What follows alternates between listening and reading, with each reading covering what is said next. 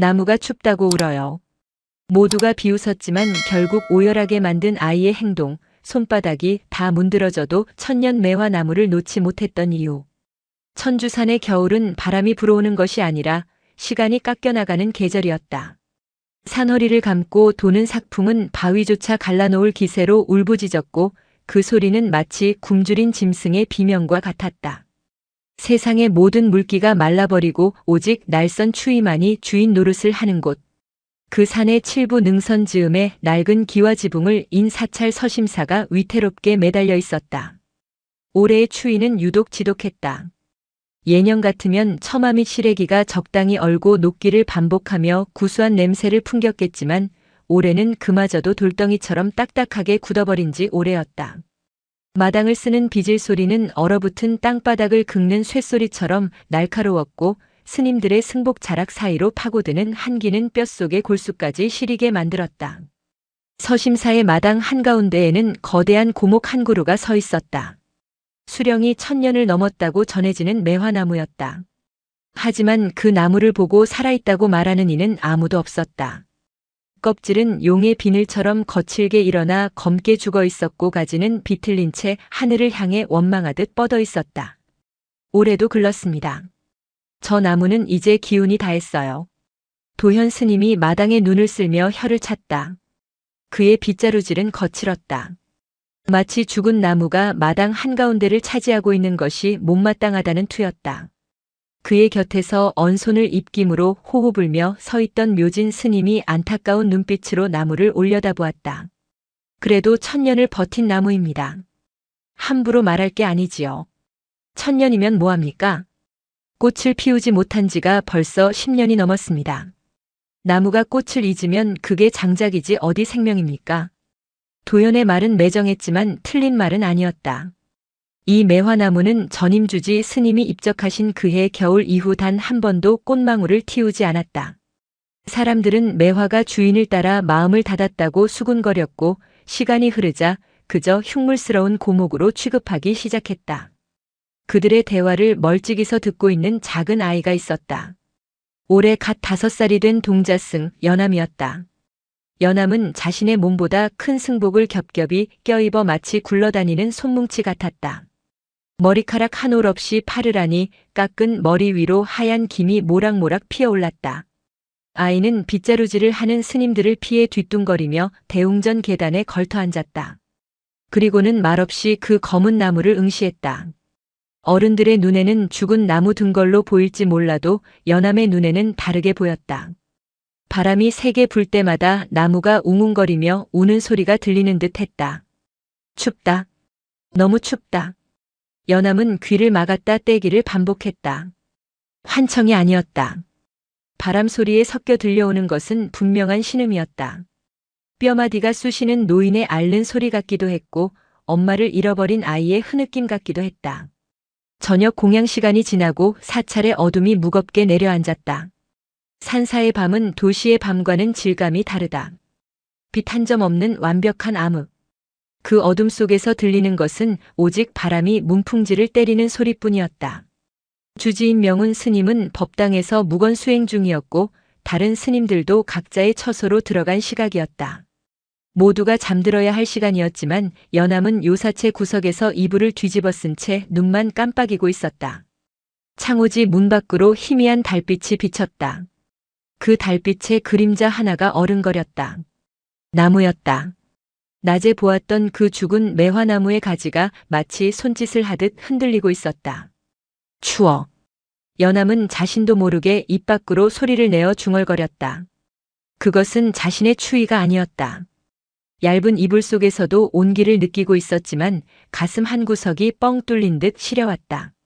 아이는 조심스럽게 이불을 걷어냈다. 털신을 찾아 씻는 손길이 분주했다. 기익. 오래된 나무 문이 비명을 질렀지만 바람 소리가 워낙 거세어 묻혀버렸다. 연암은 칠흑 같은 마당으로 나섰다. 살을 애는 칼바람이 아이의 뺨을 후려쳤다. 눈을 뜨기조차 힘든 추위였다. 그런데도 연암은 비틀거리며 마당 한가운데로 걸어갔다. 그곳에 나무가 있었다. 달빛 아래 홀로 선 나무는 낮보다 훨씬 더 외롭고 거대해 보였다. 연암은 나무 앞에 섰다. 자신의 키는 나무의 가장 아래쪽 굵은 뿌리 근처에도 미치지 못했다. 아이는 장갑도 끼지 않은 맨손을 뻗어 거칠고 차가운 나무 껍질을 만졌다. 얼음장 같은 냉기가 손바닥을 타고 심장까지 전해졌다. 많이 춥지요. 연암이 속삭였다. 대답은 없었다. 그저 바람에 가지가 끼익 비틀리는 소리만 돌아왔다. 아이는 짧은 팔을 최대한 벌려 나무의 몸통을 끌어안으려 애썼다. 하지만 아름드리 나무를 안기에는 턱없이 부족했다. 기껏해야 나무의 한쪽 면에 배와 뺨을 갖다 대는 것이 고작이었다. 내가 안아줄게요. 그러면 덜 추울 거예요. 연암은 눈을 감고 나무에 볼을 비볐다. 거친 껍질이 연한 살을 긁었지만 아이는 떨어지지 않았다. 자신의 체온이 나무에게 전해지기를. 이 딱딱하게 굳은 껍질 안으로 자신의 작은 숨결이 스며들기를. 그날 밤 서심사의 마당에는 기이한 풍경이 그려졌다. 모든 것이 얼어붙은 세상 속에서 오직 죽은 나무와 어린아이만이 서로의 온도를 나누며 하나의 덩어리처럼 붙어 있었다. 다음 날 아침이었다. 새벽 예불을 드리러 가던 도현 스님은 마당에 찍힌 작은 발자국들을 발견했다. 밤새 눈이 살짝 덮였지만 요사체에서 매화나무 앞까지 이어진 종종 걸음의 흔적은 분명했다. 이게 무슨 자국이지? 고라니가 내려왔나? 도현은 고개를 갸웃거리며 발자국을 따라가 보았다.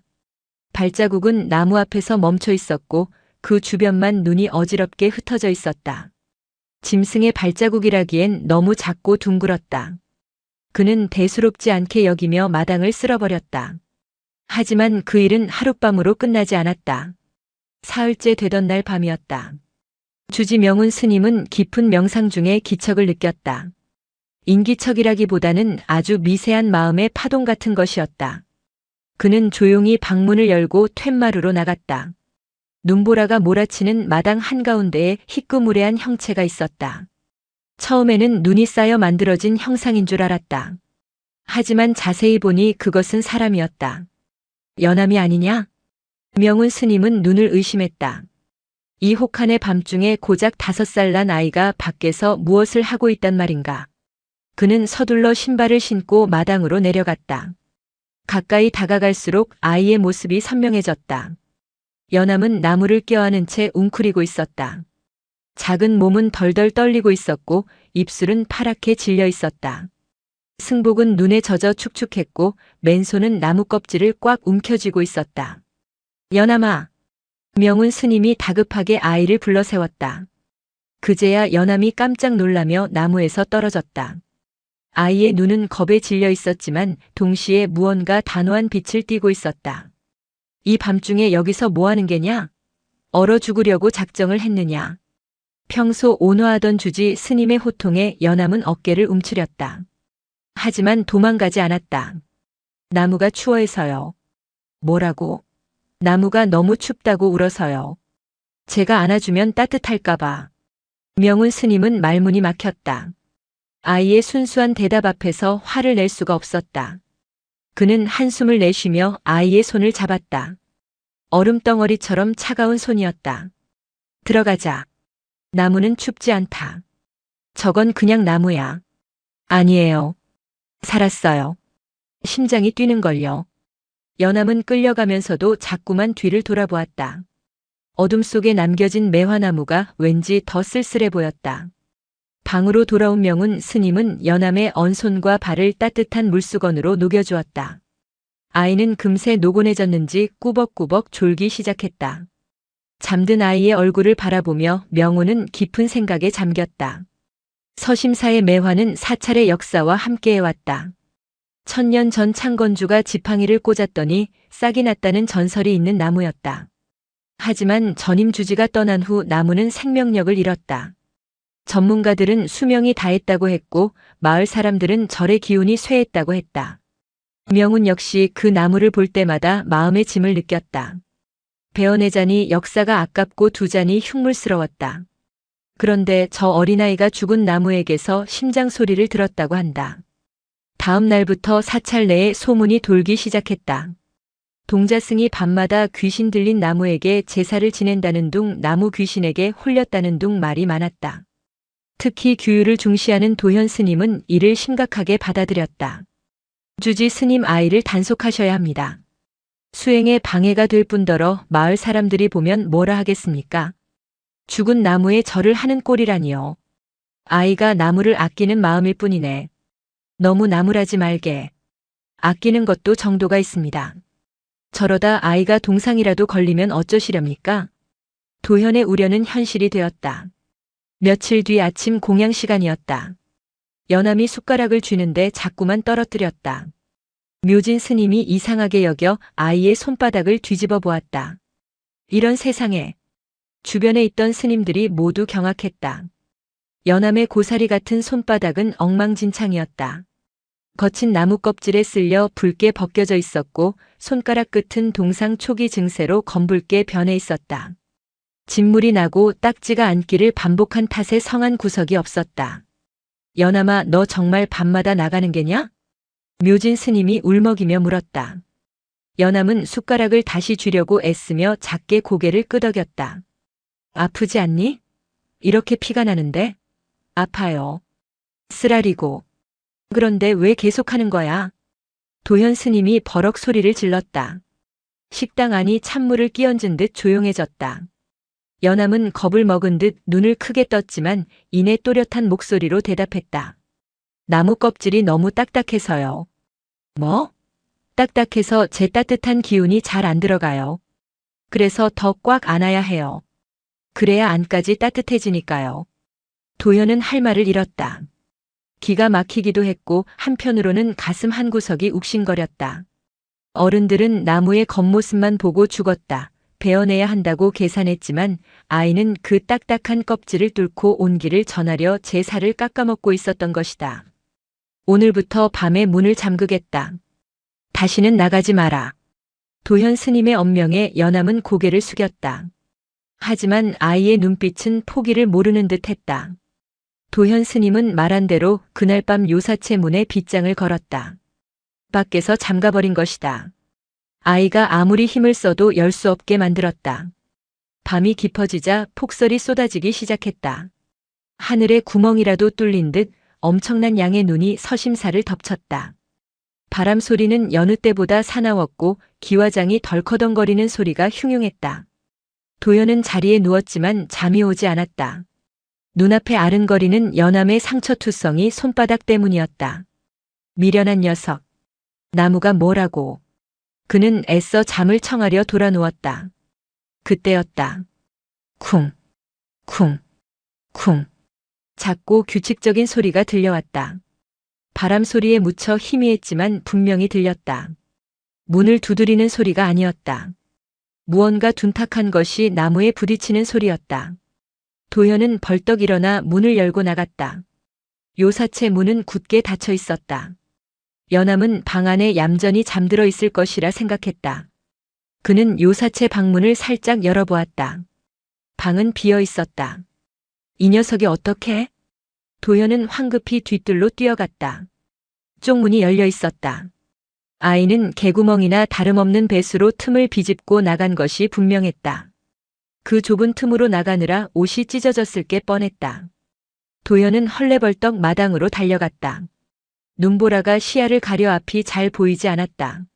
하지만 매화나무 앞에 웅크린 작은 그림자는 금방 찾을 수 있었다. 연암은 울고 있었다. 소리내어 엉엉 우는 것이 아니라 숨이 넘어가도록 흐느끼고 있었다. 연암아. 도현이 다가가 아이를 일으켜 세우려 했다. 그런데 아이의 몸이 나무에서 떨어지지 않았다.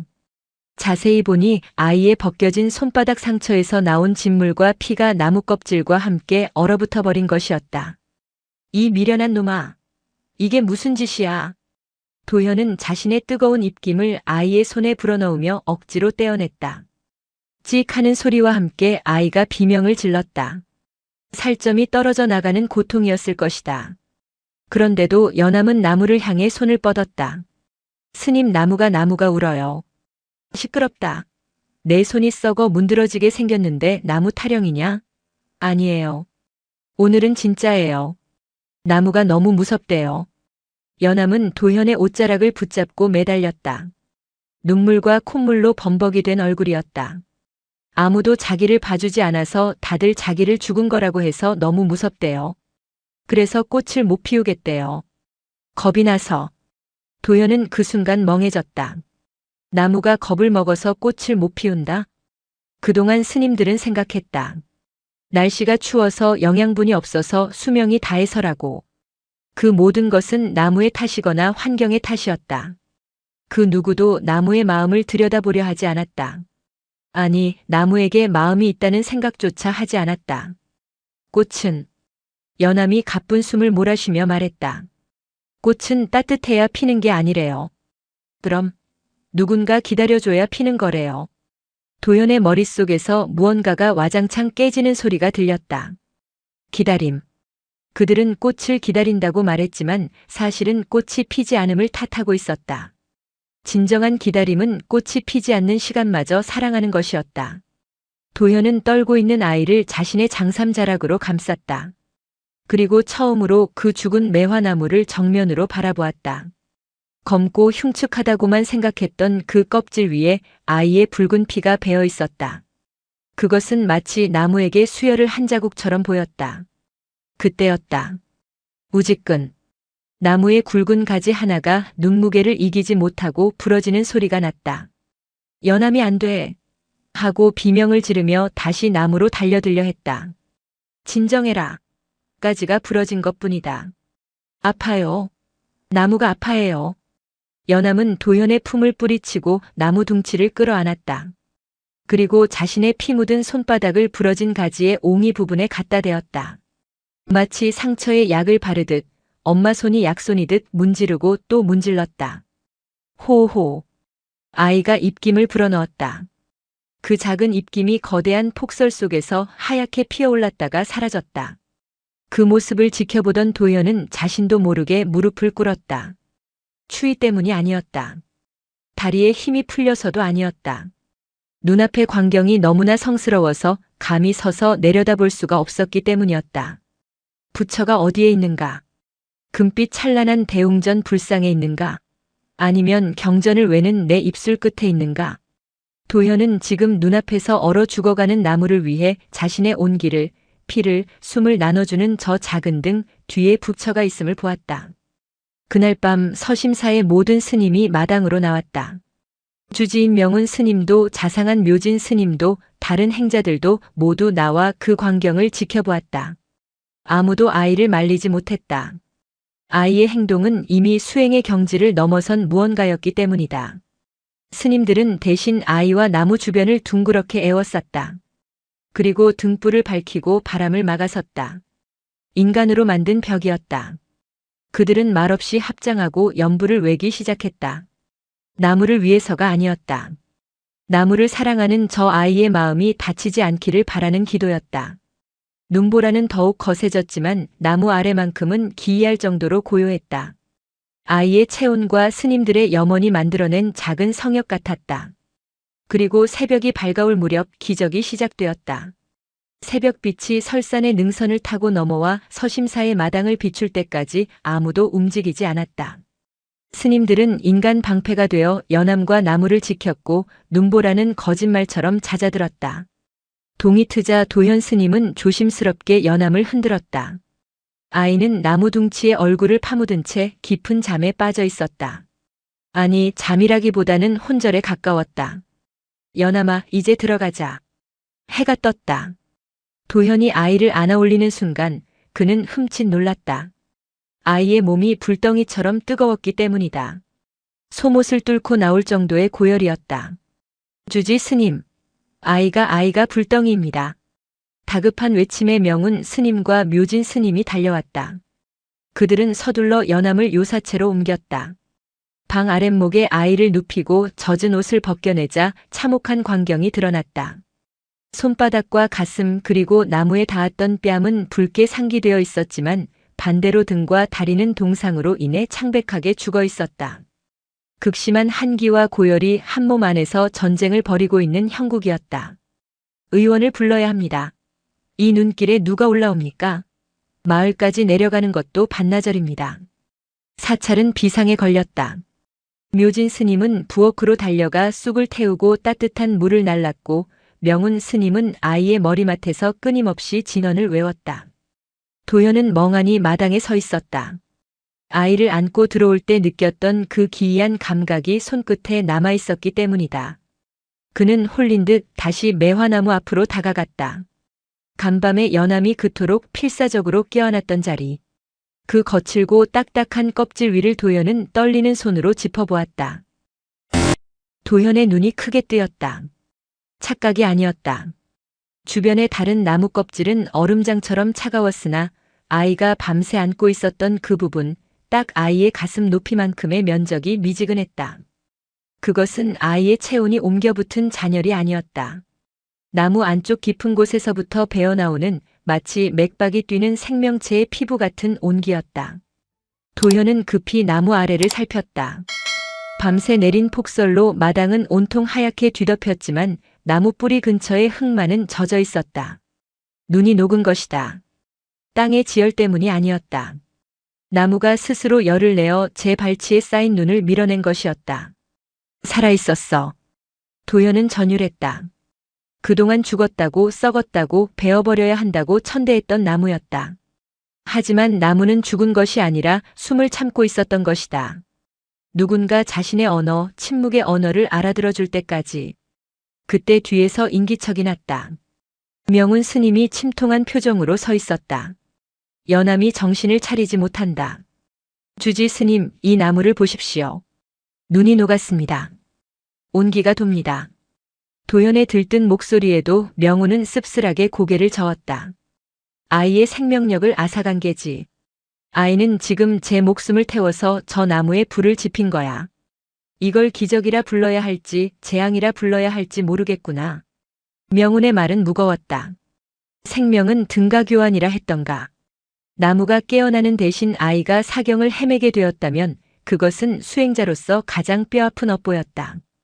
도현은 고개를 떨구었다. 나무의 온기가 갑자기 서늘하게 느껴졌다. 죄책감이 가슴을 짓눌렀다. 우리는 무엇을 보았는가? 천년의 전설이라는 껍데기만 보았지 그 안에 깃든 생명의 무게는 재보지 않았다.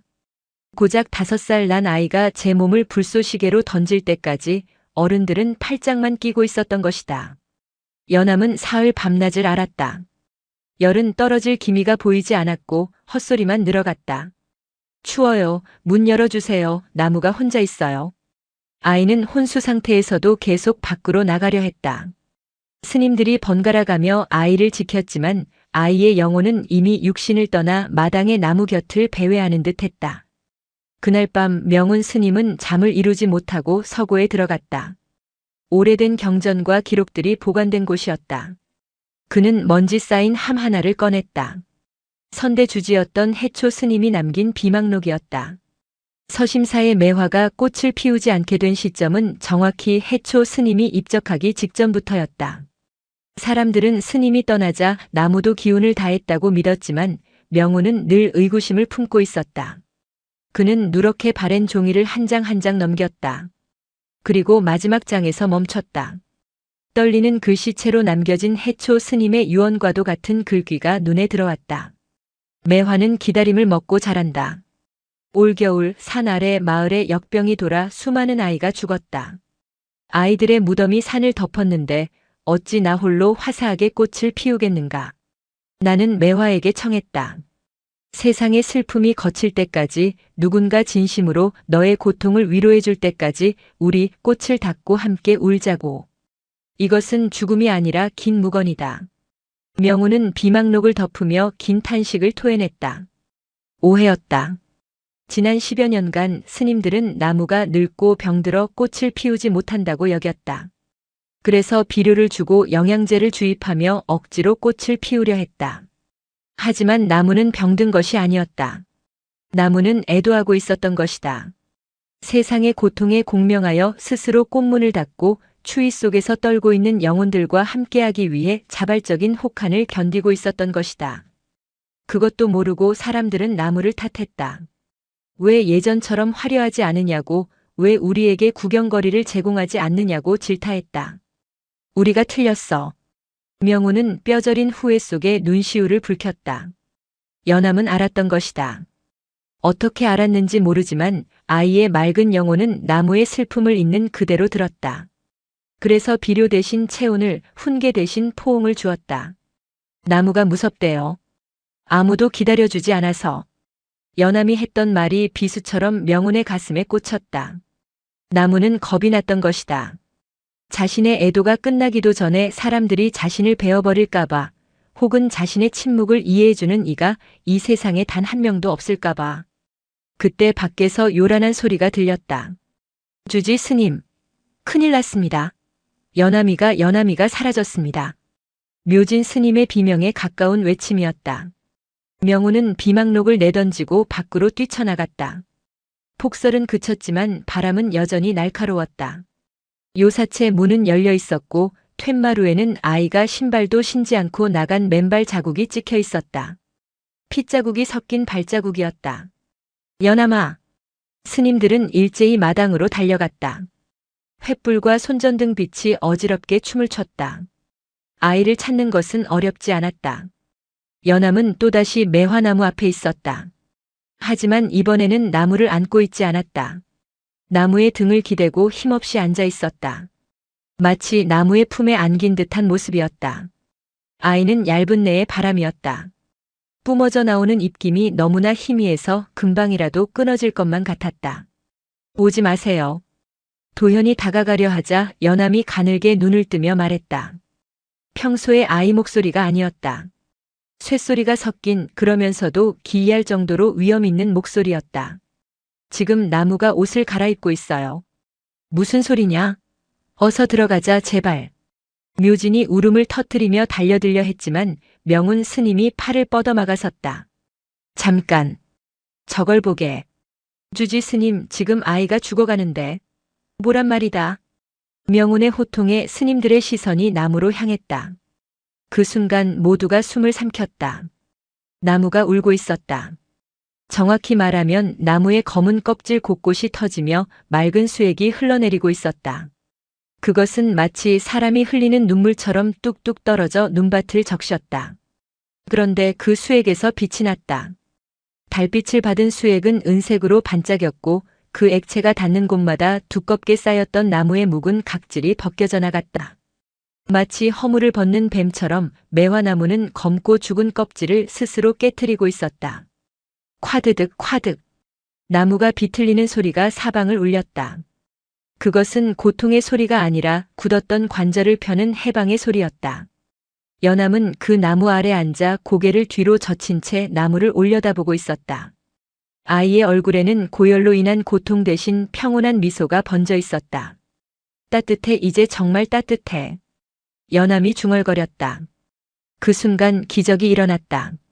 나무의 가지 끝, 연암의 머리 바로 위에 있는 가지에서 붉은 빛이 감돌기 시작했다. 봉오리였다. 죽은 줄 알았던 10년간 단 한 번도 맺히지 않았던 꽃봉오리가 쌀알만하게 맺혔다. 그것은 일반적인 매화의 분홍빛이 아니었다. 연암이 흘린 피처럼 아이가 알았던 열병처럼 붉고 선명한 홍매화였다. 꽃이. 도현은 다리에 힘이 풀려 주저앉았다. 꽃은 한 송이에서 멈추지 않았다. 톡톡 토독. 팝콘이 터지듯 가지를 타고 붉은 봉오리들이 연달아 솟아올랐다. 혹한의 한겨울, 잎사귀 하나 없는 앙상한 가지 위로 붉은 점들이 수놓아졌다. 그것은 마치 혈관이 터져나온 듯 처절하고도 아름다운 광경이었다. 그와 동시에 연암의 고개가 툭 떨구어졌다. 연암아! 도현이 비명을 지르며 아이에게 달려가 끌어안았다. 아이의 몸은 여전히 불덩이 같았지만 숨소리가 들리지 않았다. 맥박이 너무나 미약했다. 안 돼, 안 된다. 내가 피운 꽃이다.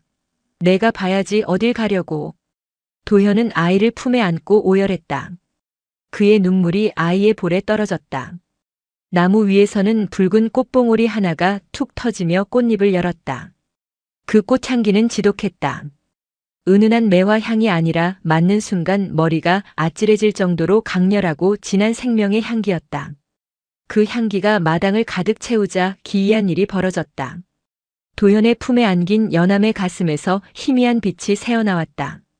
나무가 뿜어내는 기운과 아이의 기운이 공명하고 있었다. 나무가 아이를 살리려 하고 있었다. 자신을 깨운 작은 생명을 위해 천년을 버틴 노목이 자신의 진기를 쏟아붓고 있는 것이었다. 명운 스님은 그제야 깨달았다.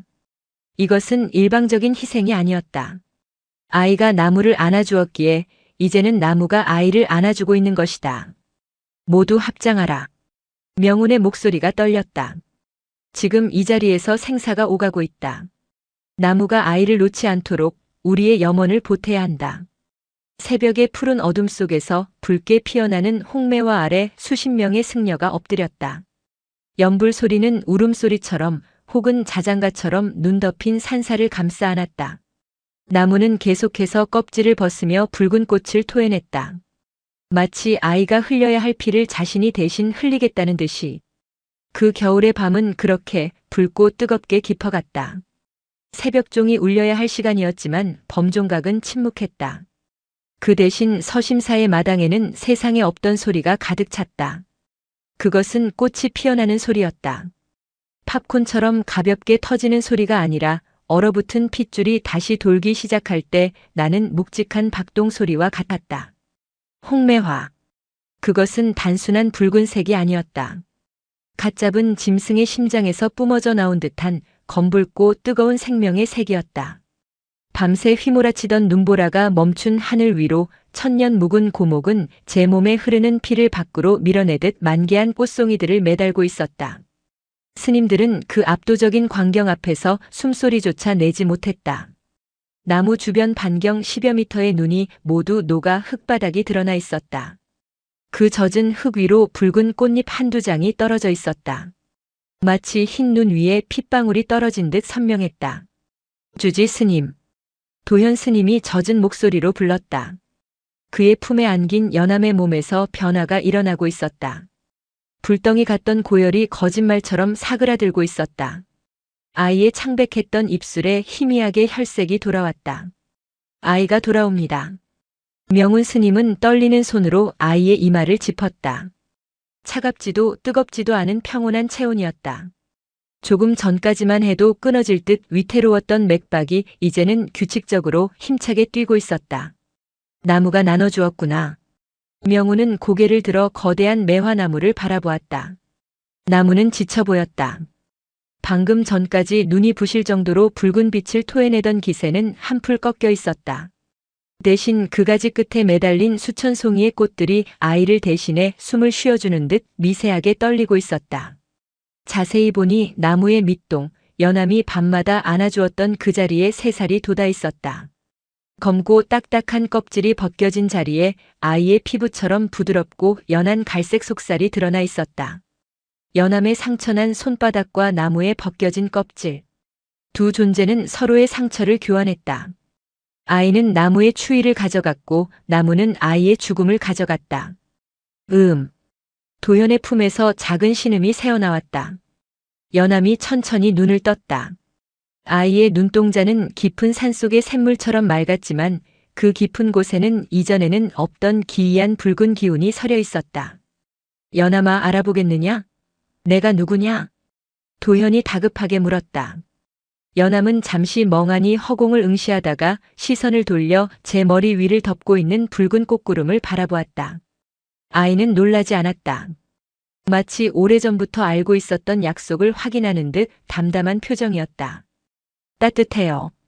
아이가 처음 내뱉은 말은 그것이었다. 이제 안 추워요. 나무가 이불을 덮어줬어요. 그 말에 묘진 스님이 참았던 울음을 터뜨렸다. 스님들은 그제야 긴장이 풀린 듯 자리에 주저앉거나 합장하며 연불을 외기 시작했다. 관세음보살. 그들의 연불 소리는 그 어느 때보다 간절하고 진실했다. 불경 속에 갇혀있던 자비가 눈앞에 현실로 나타난 순간이었다.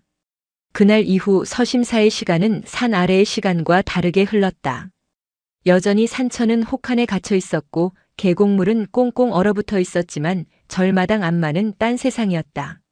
매화나무 한 그루가 뿜어내는 열기가 사찰 전체를 훈훈하게 데우고 있었다. 신기한 일은 그뿐만이 아니었다. 산속의 짐승들이 모여들기 시작했다. 굶주린 고라니, 털이 뻣뻣한 산토끼, 심지어 평소엔 사람을 피해 깊은 굴 속에 숨어 지내던 오소리들까지 절마당으로 내려왔다. 그들은 사람을 무서워하지 않았다. 그저 매화나무 아래 옹기종기 모여 앉아 나무가 내어주는 온기를 쬐다 돌아갔다. 스님들은 짐승들을 쫓아내지 않았다. 이곳은 이제 사람만의 절이 아니다. 살아있는 모든 것들의 피난처다. 명운 스님의 당부 때문이었다. 연암은 빠르게 회복했다.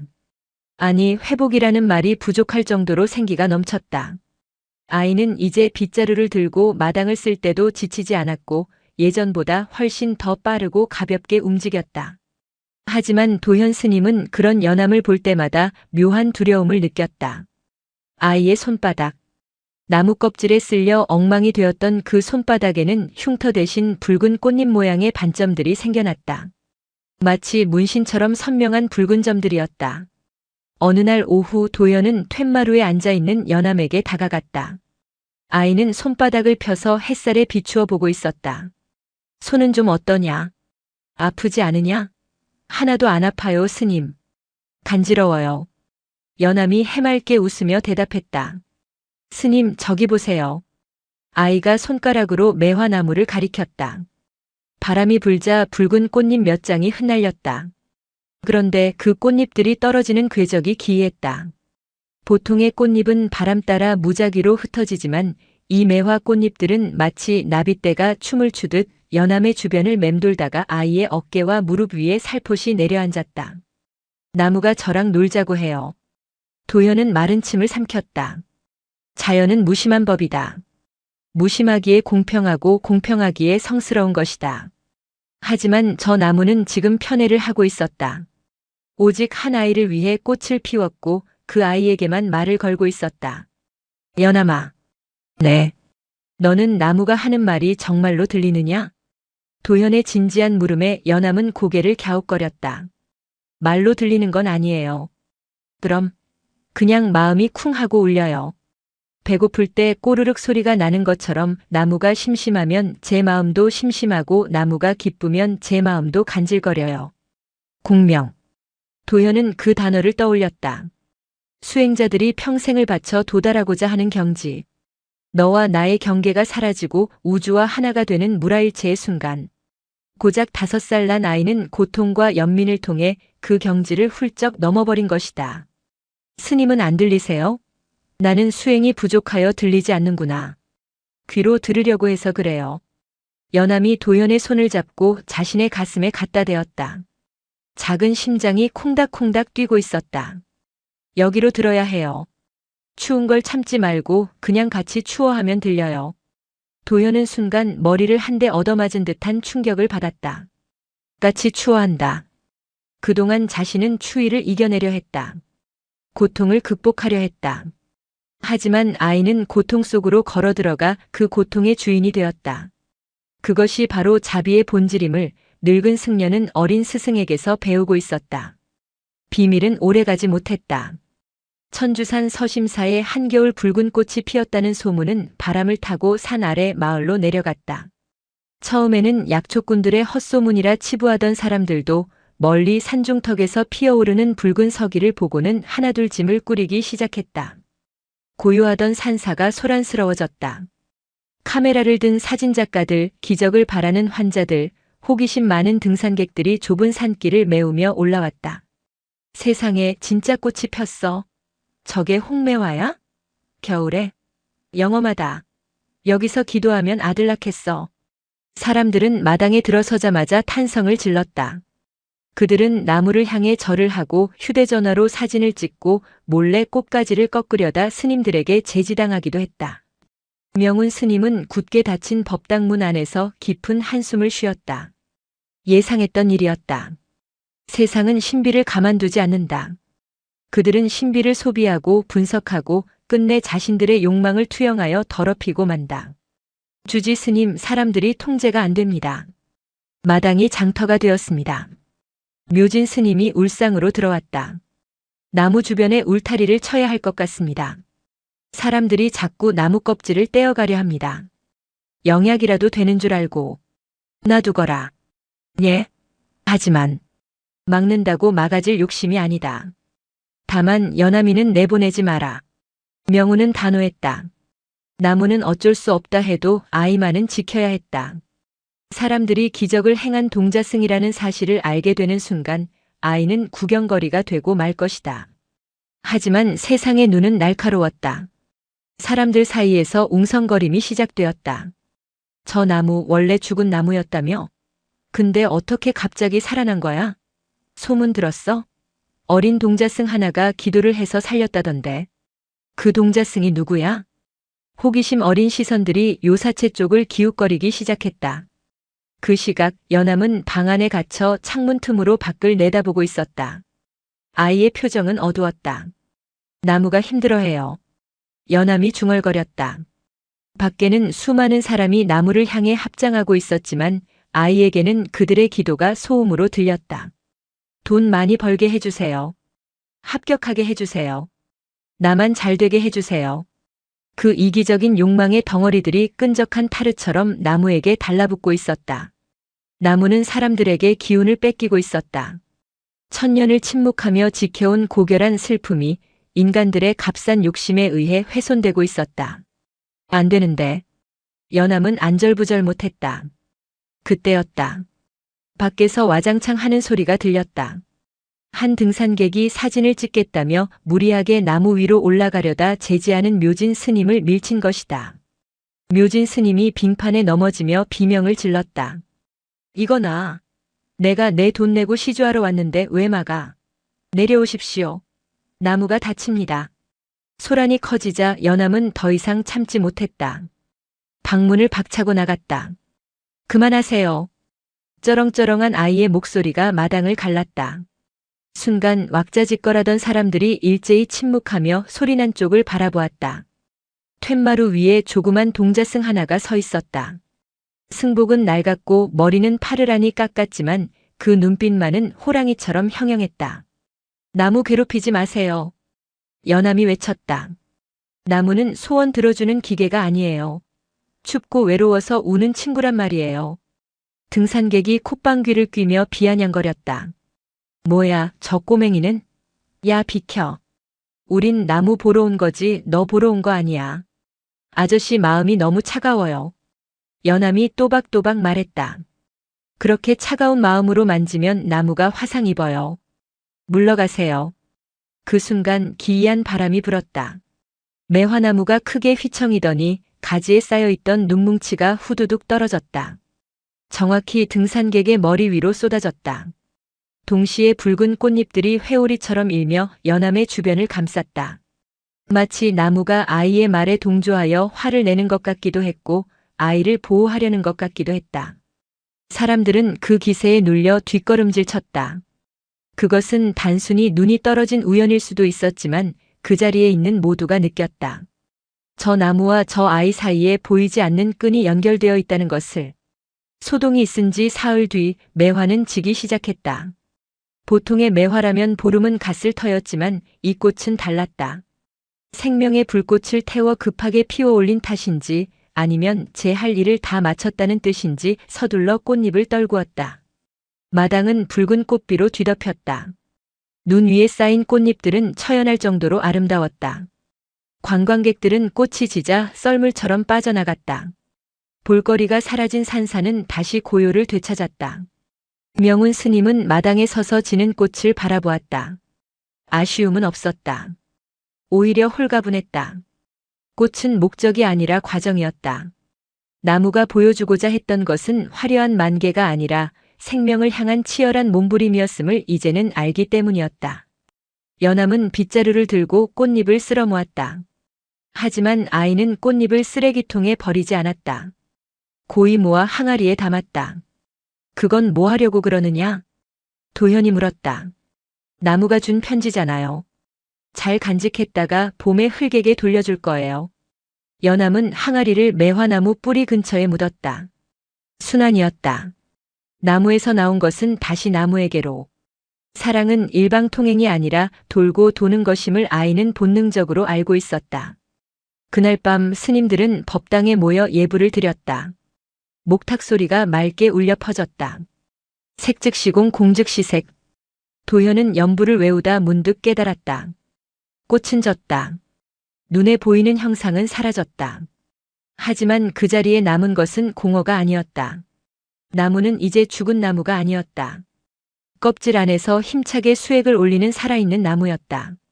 그리고 그 나무를 살려낸 것은 대단한 신통력도 거창한 깨달음도 아닌 춥지? 라고 묻는 작은 연민 하나였다. 예불이 끝나고 모두가 잠든 시각. 연암은 다시 나무 앞으로 나갔다. 꽃은 모두 졌고 나무는 다시 앙상한 가지를 드러냈다. 하지만 더 이상 춥게 느껴지지 않았다. 고마워. 연암이 나무에 귀를 대고 속삭였다. 꽃 보여줘서 고마워. 예뻤어, 정말로. 나무는 대답 대신 바람의 가지를 살랑였다. 끽끽 하던 비명 같던 소리는 사라지고 사그락사그락 하는 부드러운 노래가 들려왔다. 기다릴게. 연암의 마음속에 그 목소리가 들린 것 같았다. 진짜 봄이 올 때까지, 내가 어른이 될 때까지, 우리가 함께 늙어갈 때까지. 나는 여기서 너를 기다릴게. 연암은 나무 둥치를 툭툭 두드려주고 뒤돌아섰다. 눈밭 위로 아이의 발자국이 찍혔다. 처음 나무를 찾아왔을 때의 비틀거리던 발자국이 아니었다. 한 뼘은 더 자란 듯 단단하고 힘찬 걸음이었다. 겨울은 아직 길었다. 하지만 서심사의 겨울은 더 이상 춥지 않았다. 매화나무 가지 끝, 꽃이 진 자리에 아주 작고 단단한 초록색 잎눈 하나가 맺혀 있었다. 그것은 세상 그 어떤 보석보다 빛나는 봄의 약속이었다. 시간은 공평하게 흘렀으나 사람들의 욕망은 불공평하게 쌓였다. 서심사의 기적의 붉은 매화가 피었다는 전설이 돈지 어언 8년이 지났다. 그 8년 동안 사찰은 몰라보게 변했다. 낡은 기와는 새 것으로 교체되었고 흙먼지 날리던 마당에는 반들반들한 보도블록이 깔렸다. 주차장은 확장되었고 입구에는 홍매와 성지라는 거대한 비석이 세워졌다. 연암은 이제 13살이 되었다. 젖살이 빠진 얼굴선은 제법 굵어졌고 키는 도현 스님의 어깨쯤에 닿을 만큼 자랐다. 하지만 소년의 눈빛은 유년 시절보다 훨씬 깊고 어두워져 있었다. 저 아이야? 저 동자승이 기적을 만들었다는 그 애야? 어머, 이제 다 컸네. 어릴 때가 훨씬 귀여웠는데. 야, 가서 사진 좀 찍자고 해봐. 손 한번 잡으면 복 들어온대. 연암은 마당을 가로질러 갈 때마다 쏟아지는 시선과 수군거림이 끔찍했다. 사람들은 그를 수행자가 아니라 살아있는 부적 취급을 했다. 그들은 연암이 지나가면 몰래 승복 자락을 만지려 들었고 무례하게 카메라 렌즈를 코앞까지 들이대곤 했다. 연암아, 이리 와서 보살님들께 인사드려야지. 종무소장 소임을 맡은 낯선 스님이 연암을 불렀다. 절의 살림이 커지면서 새로 들어 행정승이었다. 연암은 못 들은 척 걸음을 재촉해 후원 뒤편 대나무 숲으로 숨어들었다. 숨이 턱턱 막히는 한여름이었다. 매미 소리가 귀를 찢을 듯 울려 퍼지는 숲속에서 연암은 무릎을 감싸 안고 주저앉았다. 안 들려. 연암은 중얼거렸다. 5살 그 혹한의 겨울에 들었던 나무의 목소리가 뚝 끊긴 지 오래였다. 사람들은 여전히 연암을 신동이라 불렀지만 정작 연암 자신은 매화나무 앞에 서도 아무런 감흥을 느끼지 못했다. 나무는 그저 나무일 뿐이었고 자신은 그저 사춘기를 겪는 평범한 소년일 뿐이었다. 나는 사기꾼이야. 연암은 괴로웠다. 사람들의 기대는 날로 높아지는데 자신의 영혼은 메말라가고 있었다. 그때였다. 댄잎 밟는 소리가 들렸다. 여기 있었구나. 명은 스님이었다. 8년의 세월 동안 주지 스님의 허리는 많이 굽었고 눈썹은 설이 내린 듯 하얗게 샜다. 명우는 힘겹게 걸어와 연암의 옆에 자리를 잡고 앉았다. 세상이 시끄럽지? 스님. 내가 만든 기적이다. 감당해야 할 몫이지. 기적이 아니에요. 연암이 불쑥 대꾸했다. 그건 그냥 우연이었어요. 제가 뭘 한 게 아니에요. 그런데 사람들은 저를 보고 자꾸 뭘 내놓으라고 해요. 복을 달라, 병을 고쳐달라. 전 아무것도 없는데요. 소년의 목소리에 물기가 어렸다. 명우는 지팡이로 땅을 툭툭 치며 먼 산을 바라보았다. 연암아, 나무를 보아라. 보기 싫어요. 저 나무 때문에 제 조용한 삶이 다 망가졌어요. 나무가 지금 행복해 보이더냐? 연암은 입을 다물었다. 행복할 리가 없었다. 매화나무 주변에는 화려한 울타리가 쳐졌고 그 울타리에는 사람들이 매달아 놓은 형형색색의 소원지가 주렁주렁 달려 있었다. 바람이 통할 틈도 없이 빽빽하게 매달린 종이 뭉치들 때문에 나무는 숨을 헐떡이는 것처럼 보였다. 사람들은 나무를 사랑하는 게 아니다. 나무가 가진 영험함을 탐하는 거지. 명운이 씁쓸하게 웃었다. 너도 마찬가지다. 사람들의 환호 속에 갇혀 정작 내 마음의 뿌리가 썩어가는 줄 모르는구나. 귀를 닫아라. 사람들의 소리 말고 내 안의 소리를 들어야 다시 들릴 것이다. 여름이 절정을 향해 가던 어느 날 기상청에서 슈퍼 태풍이 북상한다는 예보를 내놓았다. 100년 만에 강력한 태풍이라는 뉴스의 산 아래 마을은 비상에 걸렸다. 서심사도 분주해졌다. 스님들은 기와가 날아가지 않도록 지붕을 점검하고 창문마다 합판을 덧대었다. 하지만 가장 큰 걱정거리는 마당 한가운데에 우뚝 선 천년 매화나무였다. 울타리를 걷어내야 합니다. 소원지들도 다 떼어내고요. 도현 스님이 소리쳤다. 울타리와 소원지가 바람의 저항을 키워 나무를 부러뜨릴 수 있기 때문이었다.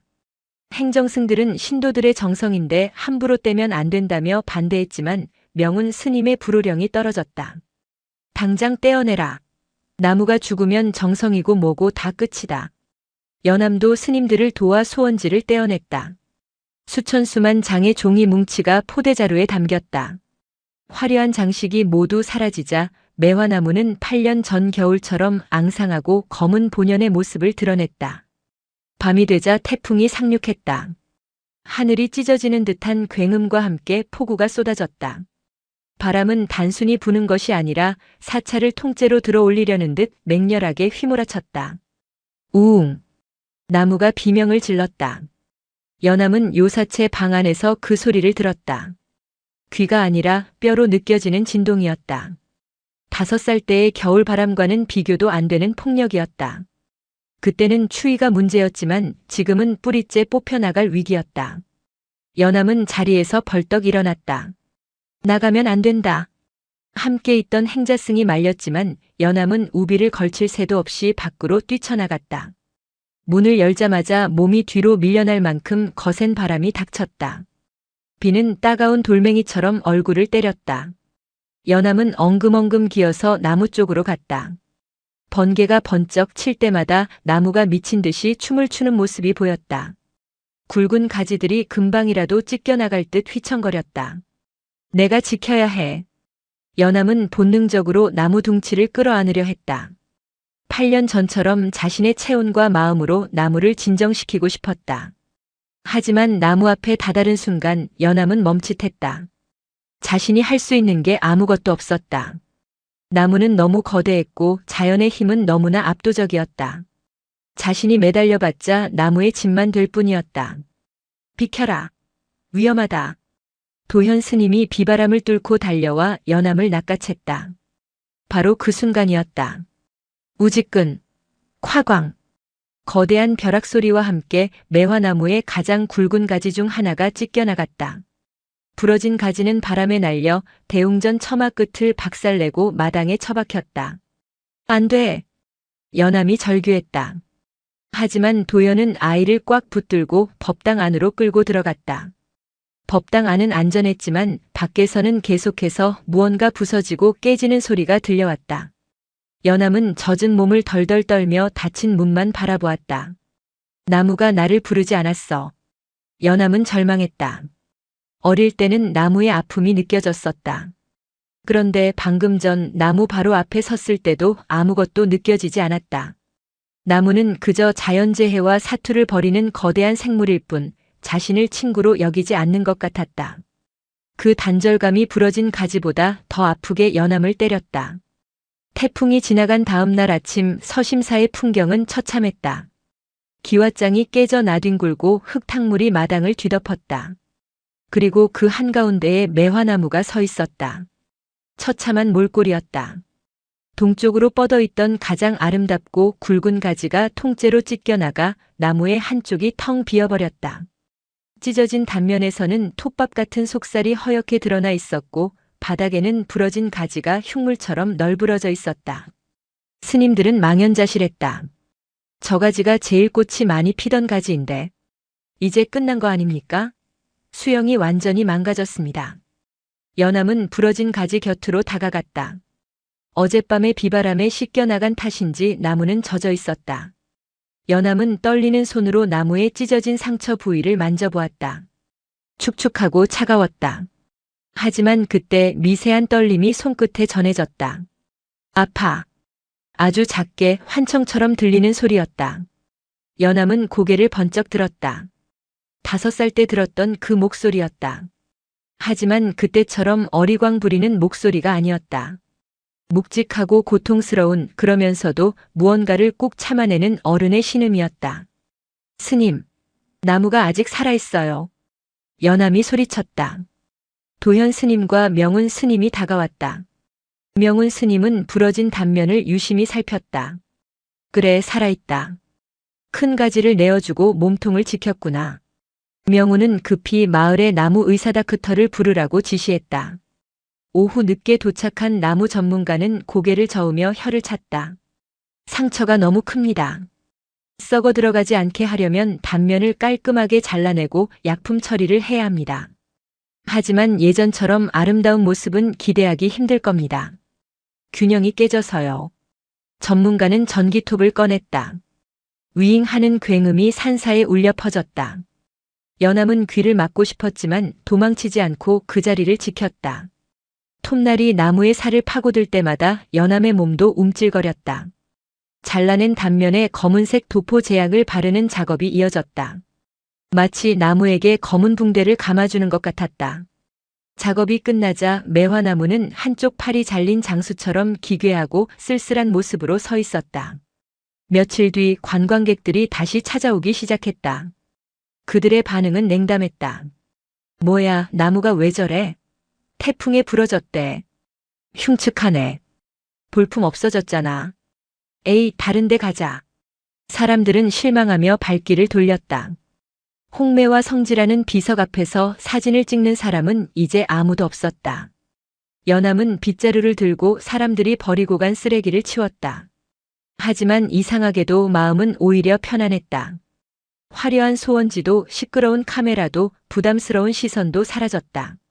마당에는 다시 고요가 찾아왔고 나무와 연암 둘만이 남았다. 연암은 빗자루를 내려놓고 나무의 상처난 부위, 검은 약이 발라진 곳을 가만히 쓰다듬었다. 사람들은 갔어. 연암이 나무에게 말을 걸었다. 못생겨졌다고 다들 가버렸어. 나랑 똑같네. 나도 이제 기적의 동자승 아니라고 다들 관심 없는데. 그때 바람이 불어와 나뭇잎들이 사각거렸다. 그 소리는 마치 나무가 낄낄거리며 웃는 소리처럼 들렸다. 가벼워서 좋다. 연암은 눈을 동그랗게 떴다. 무거운 것들을 다 떼어내니 이제야 숨이 쉬어지는구나. 나무의 목소리는 명확했다. 사람들이 매달았던 욕망의 종이들, 화려했던 꽃의 명성, 그리고 썩어가던 굵은 가지까지. 태풍은 그 모든 것을 가져갔지만 동시에 나무를 짓누르던 무게도 가져간 것이다. 연암은 깨달았다. 상실은 잃어버리는 것이 아니라 본질만 남기고 껍데기를 벗는 과정임을. 자신이 8년 동안 괴로워했던 그 유명세 역시 태풍에 날려간 기와장처럼 덧없는 것임을. 스님. 저녁 예불 시간 연암은 명운 스님 앞에서 삼배를 올렸다. 이제 들립니다. 무엇이 말이냐? 나무가 괜찮다고 합니다. 흉터가 생긴 자리가 제일 단단해질 거라고요. 명운 스님은 빙그레 웃으며 연암에게 찻잔을 건넸다. 나무가 너보다 낫구나. 너도 이제 그만 어깨에 힘을 빼거라. 사람들이 너를 뭐라 부르든 너는 그냥 밥 먹고 똥 싸고 마당 쓰는 수행자 연암일 뿐이다. 연암은 찬물을 들이켰다. 쌉싸름한 차 향기 뒤로 달큰한 뒷맛이 올라왔다. 태풍이 지나간 밤하늘에는 별이 유난히 총총했다. 한 팔을 잃은 매화나무는 별빛을 받아 그 어느 때보다 의연하게 묵묵히 서 있었다. 이제 나무는 꽃을 피우기 위해서가 아니라 단단히 뿌리내리기 위해 그 자리에 있었다. 서심사의 시간은 고여있는 물처럼 고요했다. 태풍이 지나가고 다시 7년이라는 세월이 흘렀다. 이제 연암은 20살 청년이 되었다. 더 이상 그의 얼굴에서 젖살이나 동자승 시절의 귀여움은 찾아볼 수 없었다. 선은 굵어졌고 어깨는 단단하게 벌어졌으며 눈매는 깊은 호수처럼 침전되어 있었다. 그는 묵묵히 도끼질을 하고 마당을 쓸고 예불을 올렸다. 하지만 그의 내면은 사찰의 평화와는 정반대로 요동치고 있었다. 연암 스님 장작 패는 솜씨가 이제 도현 스님 뺨치십니다. 새로 들어온 어린 행자가 웃으며 말을 걸었지만 연암은 그저 짧게 목례만 할 뿐이었다. 그는 도끼를 내려찍을 때마다 마음속의 답답함을 함께 쪼개버리고 싶었다. 천년 매화나무는 그 사이 기이한 형태로 변해 있었다. 7년 전 태풍에 찢겨나간 한쪽 가지의 상처는 검은 옹이로 굳어졌다. 그 옹이는 마치 주먹을 꽉 쥐고 있는 형상 같기도 했고 누군가를 노려보는 눈동자 같기도 했다. 나무는 이제 좌우 대칭의 아름다움을 잃고 한쪽으로 기울어진 모양새였지만 오히려 그 때문에 더 위태롭고 처절한 생명력을 뿜어내고 있었다. 하지만 연암에게 그 나무는 더 이상 친구가 아니었다. 족쇄였다. 마을 사람들은 여전히 가끔씩 올라와 물었다. 그 기적의 동자승은 아직도 여기 있나요? 그럼요, 저기 청년 스님이 바로 그분입니다. 그럴 때마다 연암은 쥐구멍에라도 숨고 싶었다. 사람들은 그를 보며 과거의 환상을 덧씌웠지만 연암은 자신이 아무런 영적 능력도 없는 평범한 인간임을 뼈저리게 느끼고 있었다. 나무의 목소리는 끊긴 지 오래였고 자신의 수행은 제자리 걸음이었다. 나는 누구인가? 그저 이 나무를 지키기 위해 존재하는 파수꾼인가? 그날 밤 연암은 명운 스님의 처소를 찾았다. 노 스님은 이제 기력이 쇠하여 하루의 대부분을 누워 지냈다. 방 안에서는 퀴퀴한 한약 냄새와 오래된 종이 냄새가 섞여났다. 주지 스님, 저드릴 말씀이 있습니다. 말해보거라. 저를 떠나고 싶습니다. 명운 스님은 감고 있던 눈을 천천히 떴다. 놀라는 기색은 없었다. 마치 올 것이 왔다는 듯한 담담한 눈빛이었다. 어디로 가려느냐? 모르겠습니다. 어디든 여기만 아니면 됩니다. 선방에 가서 수행을 더 하고 싶기도 하고 아니면 아예 속세로 나가 공부를 하고 싶기도 합니다. 이곳에서는 공부가 안 되더냐? 숨이 막힙니다. 연암은 주먹을 꽉 쥐었다. 모두가 저를 봅니다. 저를 보는 게 아니라 제 뒤에 있는 매화나무를 봅니다. 저는 나무의 그림자일 뿐입니다. 제 발로 서고 싶습니다. 제 이름으로 살고 싶습니다. 명우는 앙상한 손을 뻗어 연암의 손등을 덮었다. 가죽만 남은 손이었지만 온기는 따뜻했다. 나무는 뿌리를 내리지만 씨앗은 날려보낸다. 떠나는 것은 죄가 아니다. 허나 도망치는 것은 수행이 아니다. 도망치는 것이 아닙니다. 내 눈이 흔들리는구나. 연암아, 내가 이 절을 답답해하는 것은 세상이 궁금해서냐, 아니면 내 자신이 두려워서냐? 연암은 대답하지 못했다. 명운의 눈빛이 그의 폐부 깊숙한 곳을 찌르는 듯 했기 때문이다. 연암의 하산 결심이 알려지자 서심사는 발칵 뒤집혔다. 가장 격렬하게 반대한 사람은 도현 스님이었다. 절대 안 된다. 내가 어떻게 그런 말을 해? 도현은 배신감에 얼굴이 불그락푸르락해졌다. 그는 연암을 친자식처럼, 아니 그 이상으로 아끼고 키워왔다. 너는 이 절의 보물이야. 내가 없으면 저 매화나무는 누가 돌보느냐? 내가 떠나면 신도들은 또 뭐라 하겠어? 기적의 아이가 파괴하고 도망갔다고 손가락질할 거다. 스님, 제발 그 기적 타령 좀 그만하세요. 연암도 참았던 울분을 터뜨렸다. 그건 제가 한 게 아니에요. 그냥 우연이었다고요. 왜 저한테 평생 나무 껍데기만 닦으며 살라고 하십니까?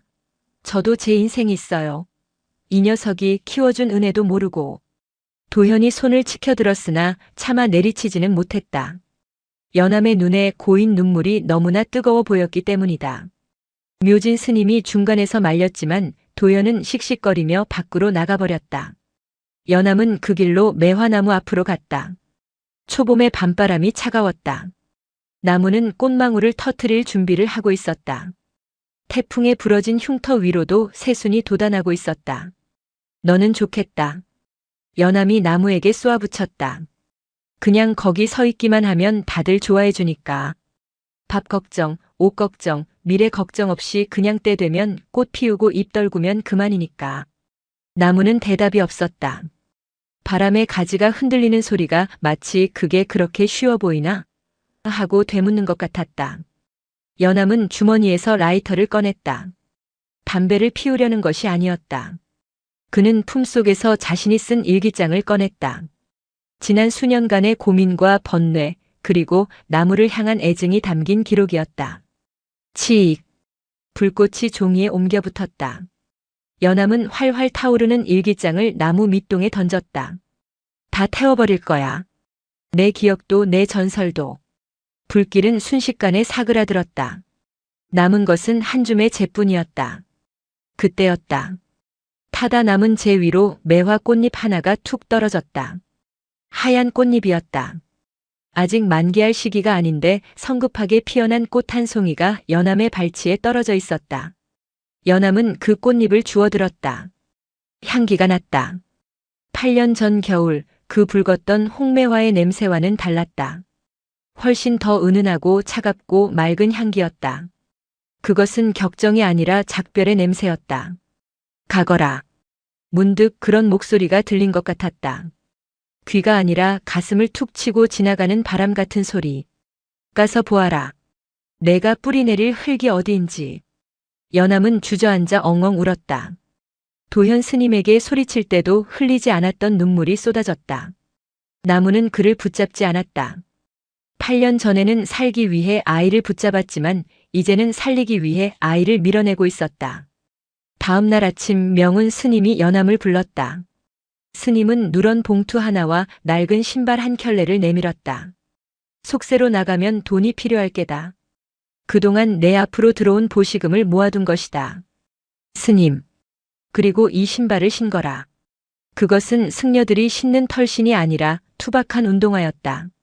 절밖의 길은 험하다. 집신으로는 못 버텨. 가서 닳도록 걷고 해지도록 뛰어라. 그러다 신발이 다 닳아서 발바닥이 아파지면 그때 돌아와도 늦지 않다.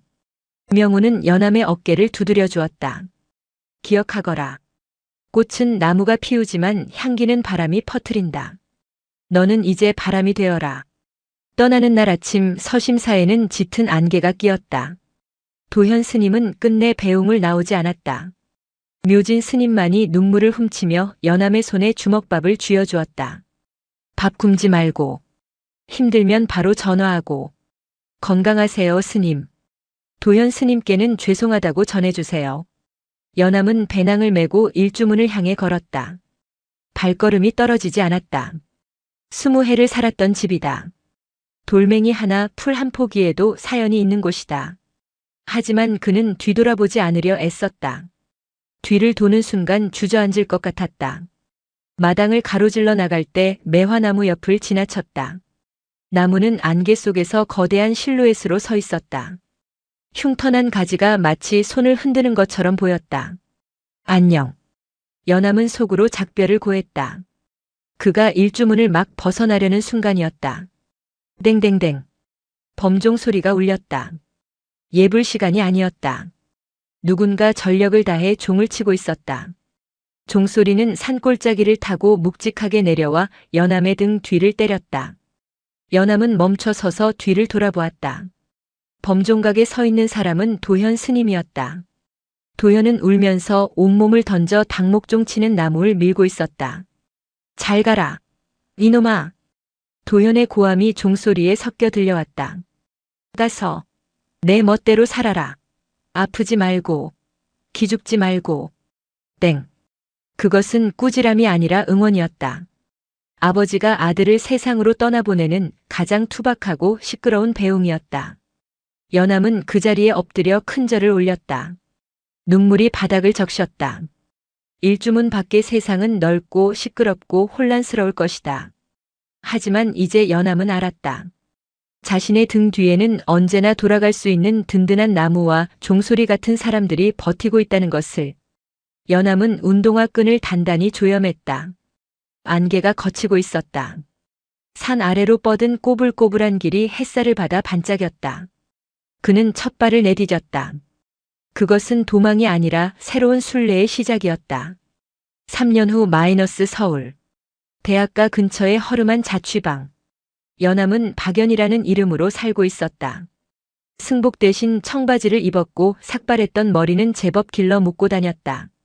그는 철학과 수업을 들으며 아르바이트로 생계를 유지했다. 세상은 서심사에서 상상했던 것보다 훨씬 더 치열하고 냉정했다. 사람들은 밥을 먹을 때도 스마트폰만 보았고 대화는 피상적이었으며 모든 관계는 이익으로 계산되었다. 기적의 동자승이라는 꼬리표는 사라졌지만 그 대신 가난한 복학생, 특이한 말투를 쓰는 아웃사이더라는 새로운 꼬리표가 붙었다. 야, 박연. 너 오늘 술자리 올 거지? 아니, 아르바이트 가야 해. 넌 무슨 재미로 사냐? 맨날 알바, 도서관, 집. 수도승이냐? 과 동기의 농담에 연함은 쓴웃음을 지었다. 수도승. 그 말이 가슴을 찔렀다. 승복을 벗었지만 그의 내면은 여전히 산사에 머물러 있었다. 그는 고기를 먹어도 소화가 잘 안 됐고 유행가를 들어도 흥이 나지 않았다. 그렇다고 경전을 읽기에는 세상의 소음이 너무 컸다. 나는 어디에도 속하지 못하는구나. 편의점 아르바이트를 마치고 돌아오는 길 연함은 육교 위에 섰다. 도시의 야경은 화려했다.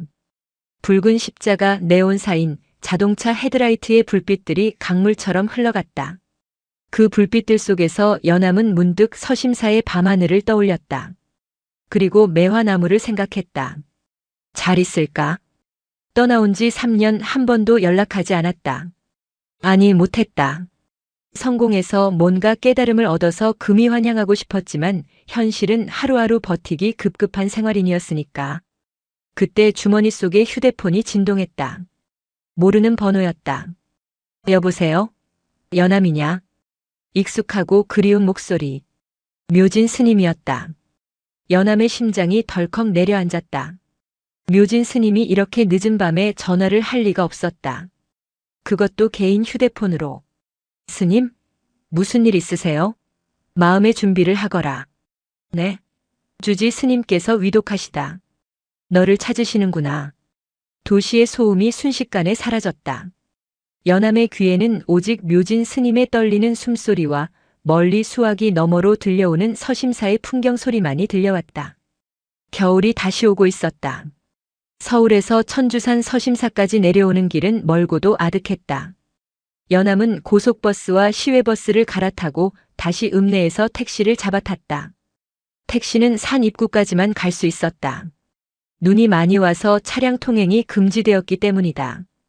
연함은 택시에서 내렸다. 3년 전 떠날 때 신었던 그 운동화는 밑창이 다 닳아 얇아져 있었다.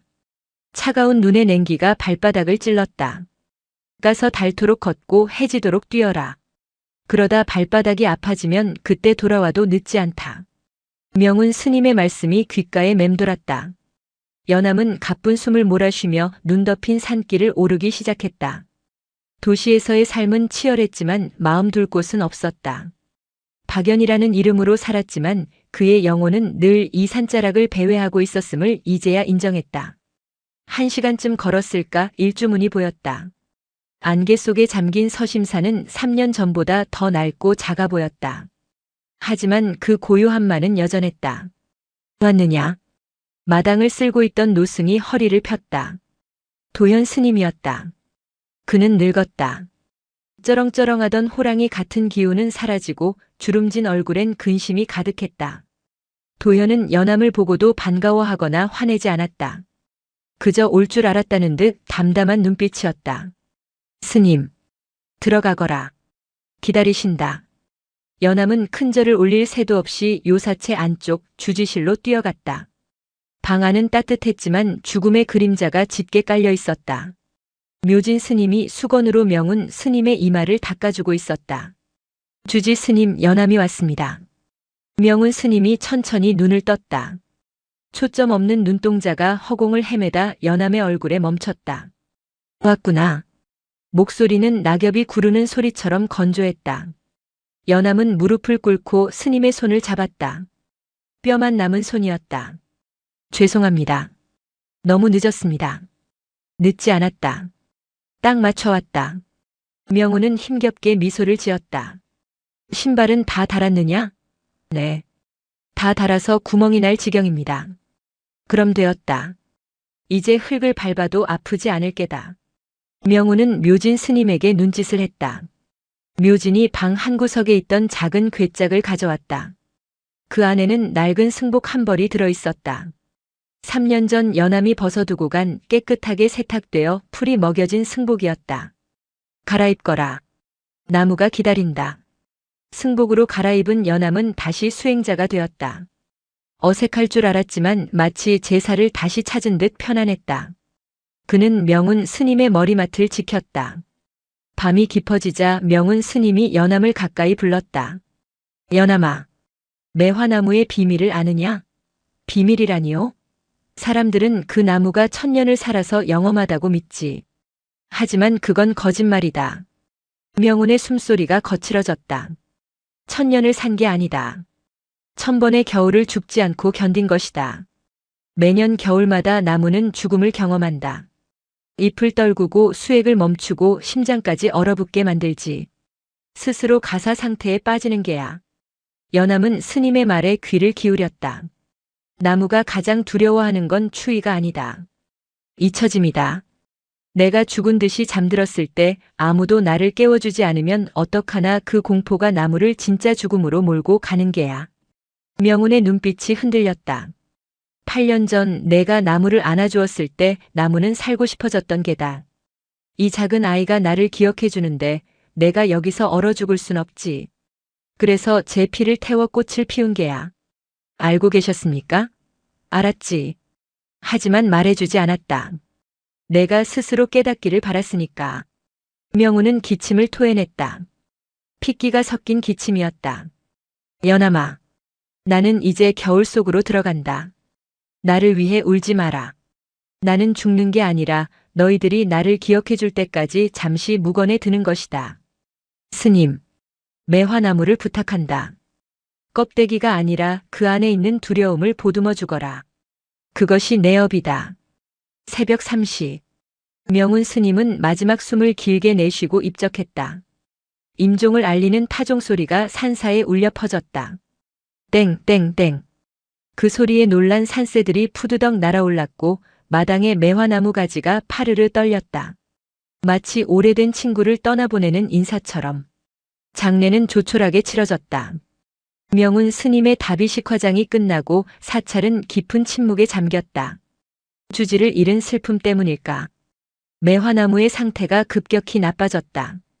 7년 전 태풍의 상처를 딛고 잘 버티던 나무가 명운 스님이 떠난 직후부터 잎을 모두 떨구고 껍질이 회색으로 변해갔다. 나무 의사가 와서 영양제를 주사했지만 소용없었다. 뿌리가 물을 빨아들이지 않습니다. 삶의 의지를 놓은 것 같습니다. 전문가의 진단에 도현 스님은 망연자실했다. 주지 스님을 따라가려는 게야. 영물이라 주인의 죽음을 아는 거지. 사찰 분위기는 흉흉해졌다. 신도들의 발길도 끊겼고 스님들도 의욕을 잃었다. 연암은 매일 밤 나무 앞에 앉아 있었다.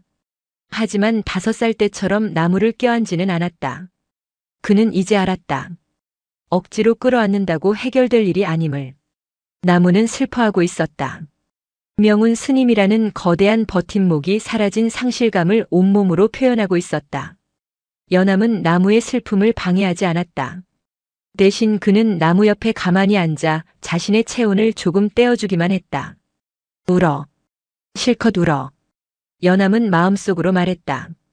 나도 울고 있으니까. 우리 같이 울자. 그렇게 49일이 지났다.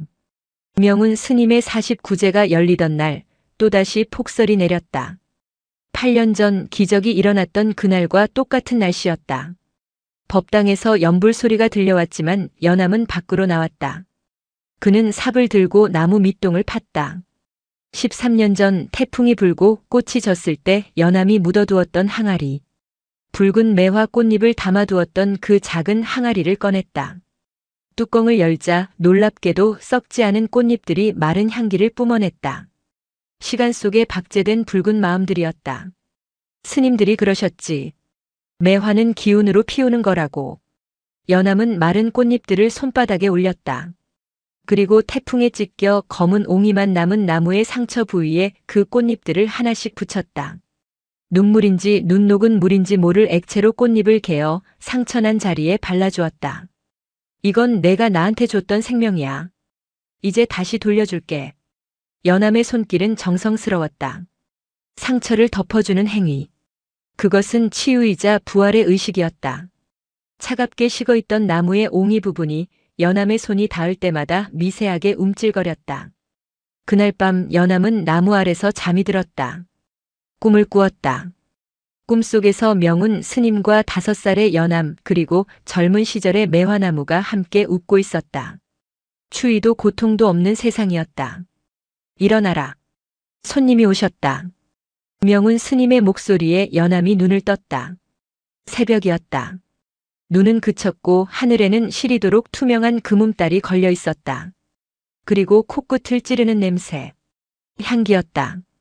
8년 전에 비릿하고 붉은 향기가 아니었다. 머리가 맑아지고 가슴속 응어리가 씻겨 내려가는 듯한 청아한 향기였다. 연암은 고개를 들었다. 그의 눈앞에 믿을 수 없는 광경이 펼쳐져 있었다. 매화나무가 꽃을 피웠다. 하지만 붉은 꽃이 아니었다. 그렇다고 흔한 백매화도 아니었다. 투명에 가까운 달빛을 머금은 청매화였다. 가장 놀라운 것은 꽃이 피어난 위치였다. 성한 가지들이 아니라 태풍에 찢겨 검게 썩어 들어갔던 옹이와 상처 부위에서 가장 화려하고 풍성한 꽃들이 터져나왔다. 흉터가 꽃이 된 것이다. 고통받았던 자리가 가장 아름다운 향기를 뿜어내고 있었다. 아! 법당에서 나온 도현 스님과 묘진 스님이 그 자리에 얼어붙었다. 화려함으로 압도하는 붉은색이 아니라 보는 이의 마음을 고요하게 위로하는 푸른 빛의 꽃.